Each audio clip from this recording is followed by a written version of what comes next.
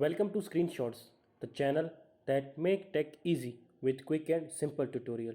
Today we are going to show you how to unfollow everyone at once on TikTok. So let's start our process. Open your TikTok app.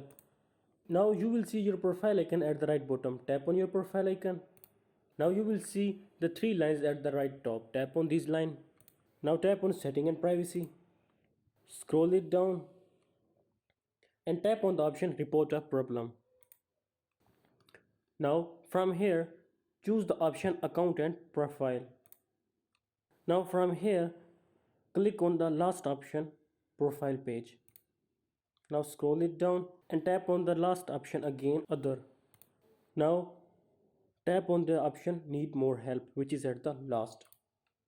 Now here write your issue like I am writing. After writing the issue tap on the option submit. So by this way you can unfollow everyone on TikTok at once.